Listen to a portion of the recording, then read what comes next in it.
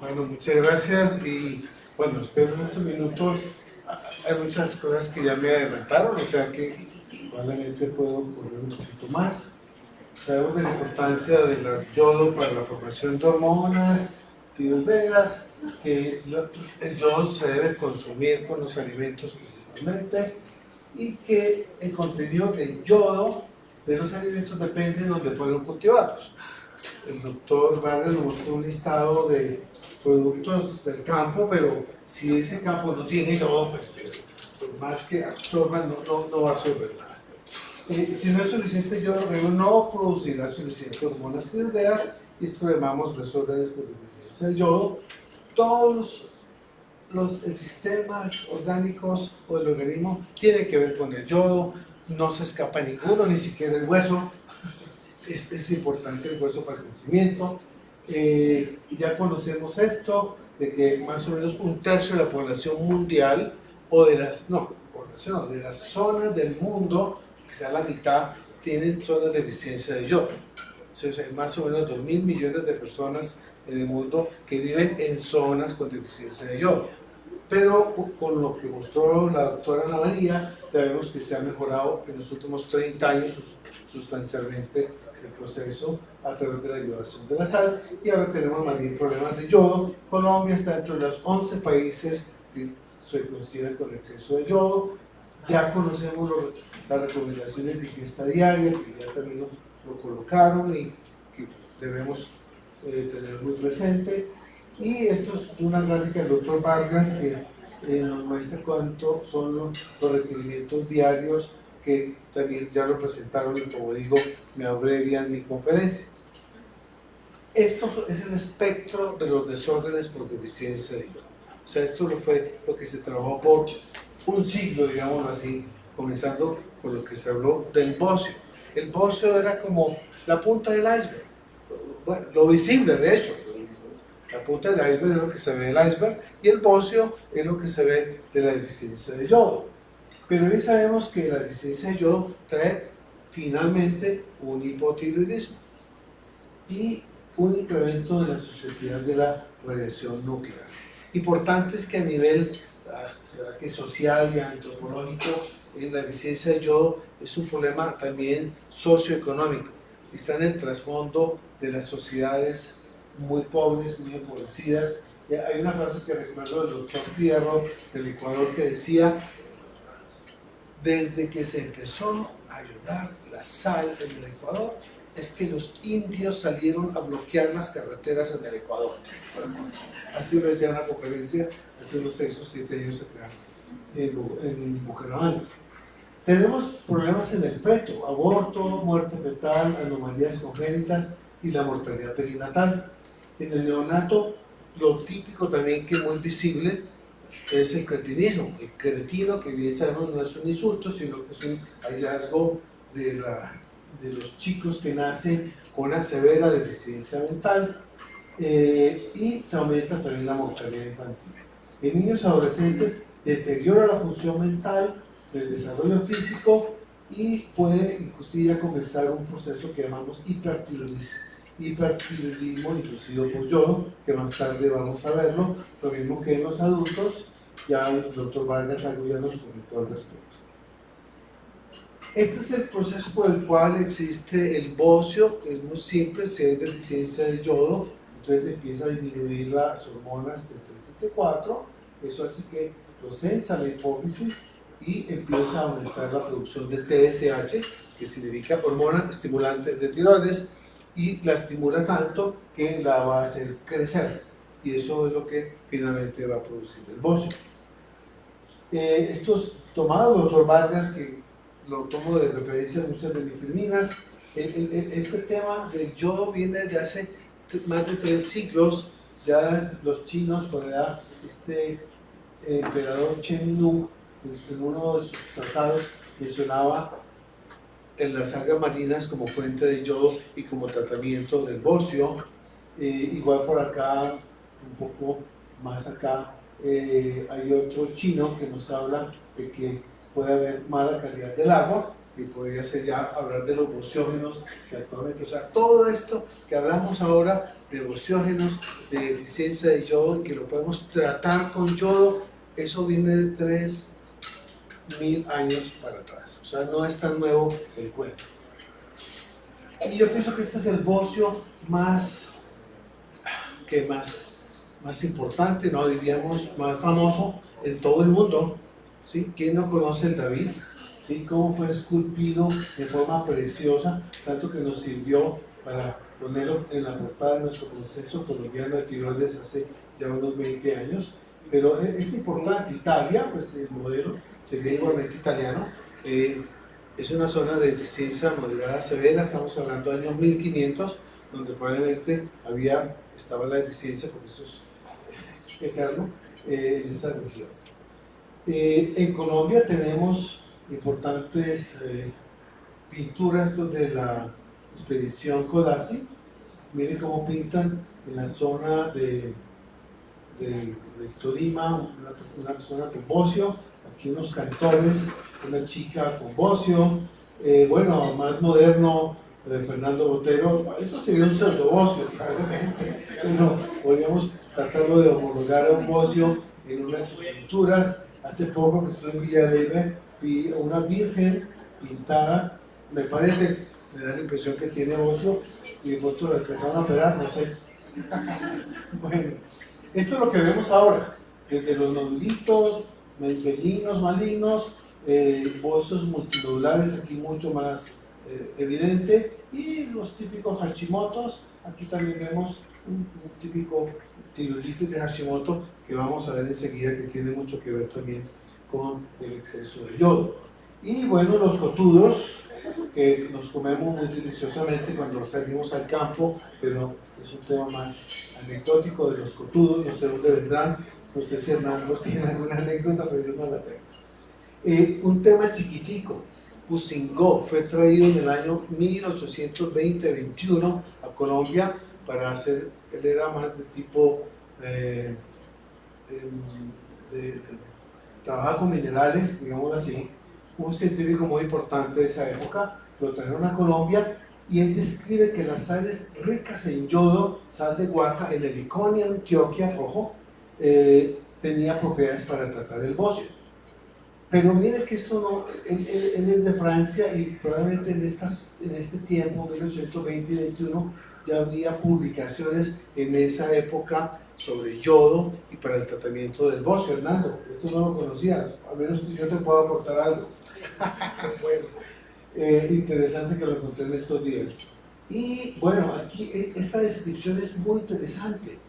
Estas singulares salinas de allá de Liconia son útiles no solo por la cantidad de sal que producen, sino también por las propiedades anticotosas que posee dicha sal, propiedades tanto más preciosas cuanto que en toda la cadena de los Andes el hombre se ve generalmente atacado por el coto, cuya consecuencia inmediata es el cretinismo. Pues bien, en las localidades en donde se hace uso de la sal que proviene de rocas cristalinas, esta horrorosa deformidad es desconocida. O sea, en estas zonas de Antioquia no había bocio por este tipo de sal que consumían. Hay más, los individuos cotosos pierden el coto permaneciendo durante algunos meses en la provincia de Antioquia, donde no se consume sino la sal yodídica. Es un tema anecdótico que me parece bastante interesante. Pero ya se comentó también a David Marín, que es el que finalmente propuso la ayudación universal de la sal con los estudios escolares en Ohio, que le da yodito y ve que en casi que menos de un año le va disminuyendo y desapareciendo el bocio, y es abandera junto con Kimball todo el proceso de ayudación de la sal. Viene Estados Unidos, viene Francia y vienen después todos los países de ahí en adelante. Francia no, Suiza, ¿verdad? El segundo, y empieza a ver la ayudación universal de la sal. Esto ya fue muy comentado sobre la ley en Colombia. Quiero hacer una mención del doctor Ucros, que ya también lo comentaste, Hernando, que demostró que con el programa de ayudación de la sal hubo una reducción de la prevalencia de bocio de aproximadamente 50%. Tú mostraste solo 2 periodos de su estudio, pero hubo uno posterior, para unos 15 o 20 años, Eric Hernández o William. ¿Tú ayudaste algo? Fue Eric. tú llegaste después. Eric Hernández, un colega nuestro, trabajó con él, era estudiante, y él demostró cómo hubo una endemia residual de bocio. Ahí está Estelita, hola. Es importante porque de ahí viene el concepto de endemia residual de bocio. Sí, porque, oye, ¿qué pasó? Ya hay yodo en esta zona de Mariquita, que donde hizo los estudios se supone que ya había yodo, pero había bocio todavía. Y eso es lo que se propone, que son los bociógenos de esta zona de Mariquita, del río Guarín. Esto ya lo mostró el doctor Hernán, el doctor Vargas, cómo hubo estudios de yodación, no los quiero repetir en el tiempo, pero en los años ya 80 hubo reducción de la prevalencia de bocio cuando se empezó la yodación.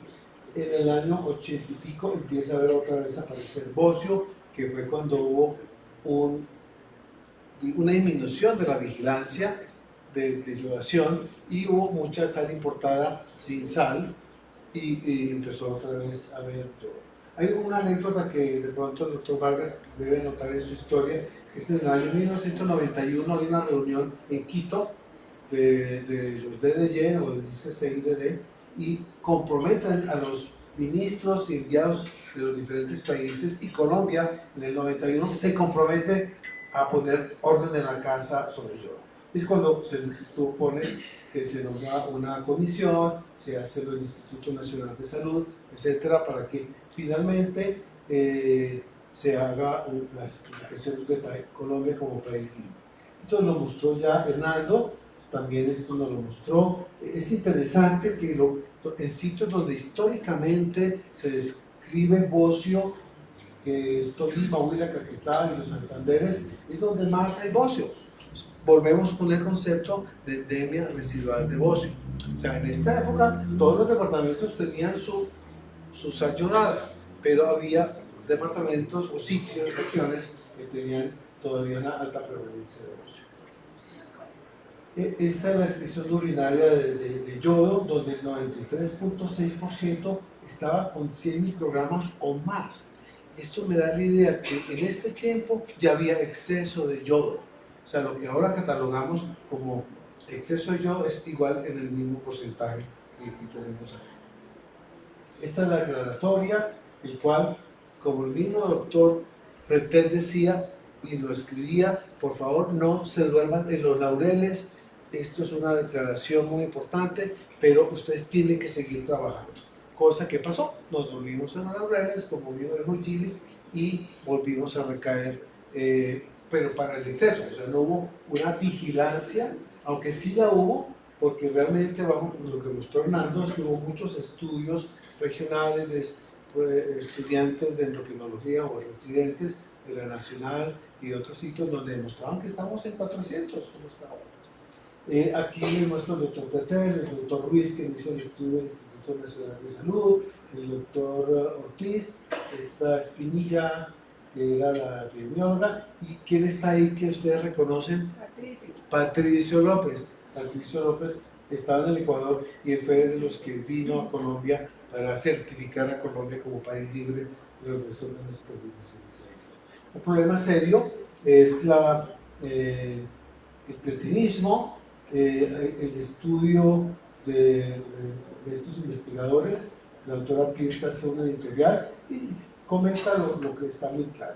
Una baja excreción urinaria en las gestantes estuvo asociada con defectos del coeficiente intelectual en los niños después de 4 o 5 años de nacido, que es importante tener una buena ayudación.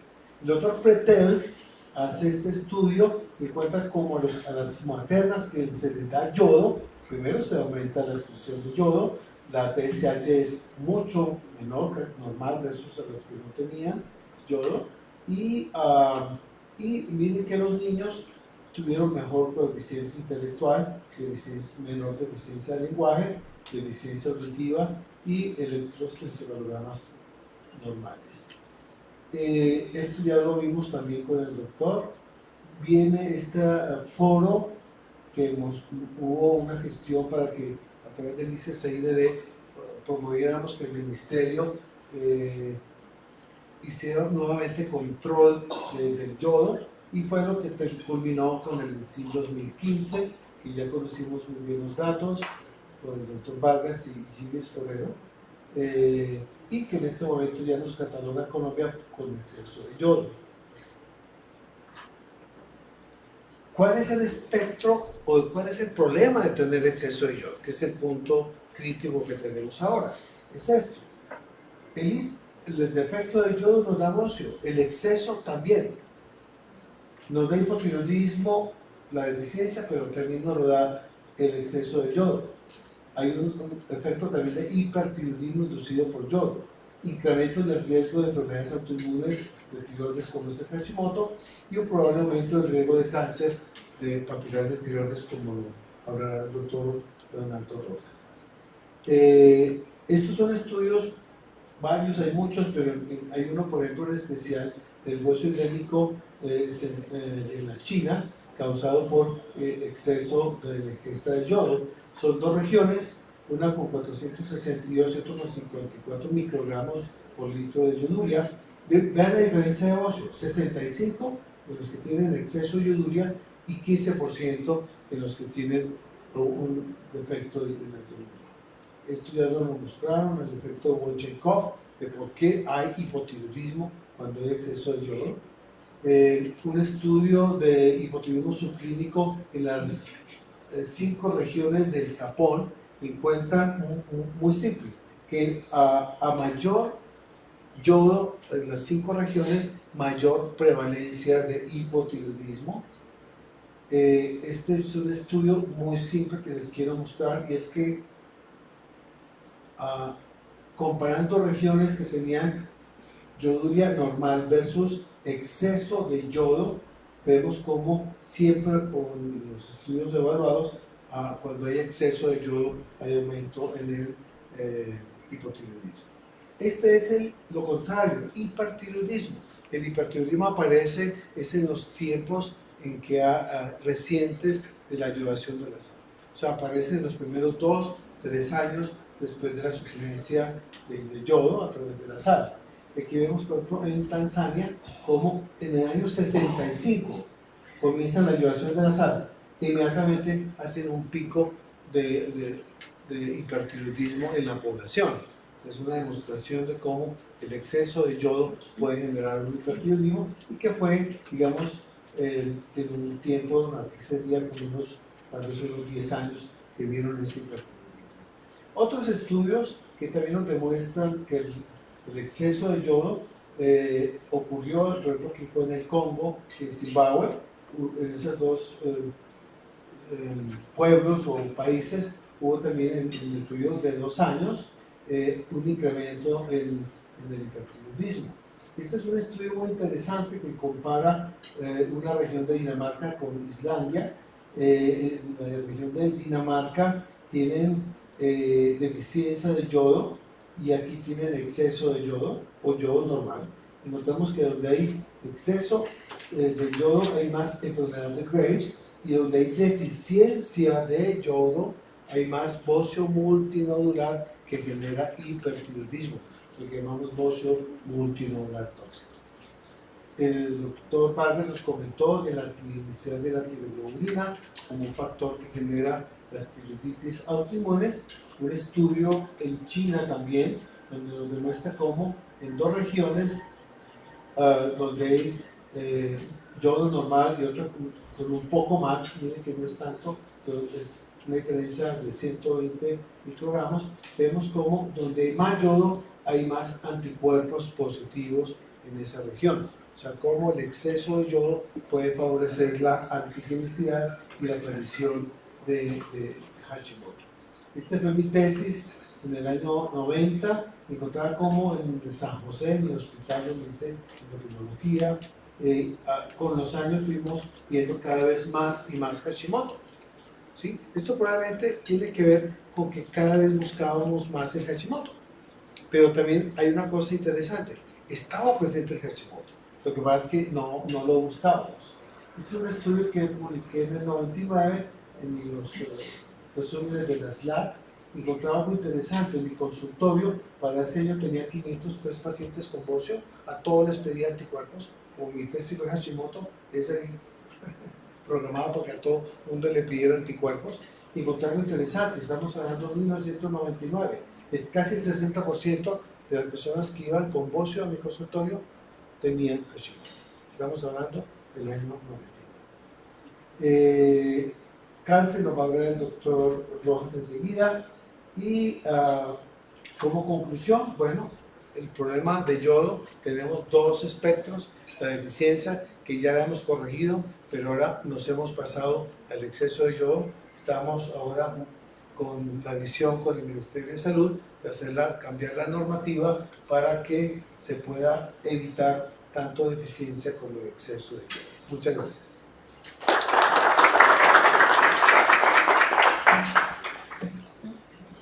Muchas gracias.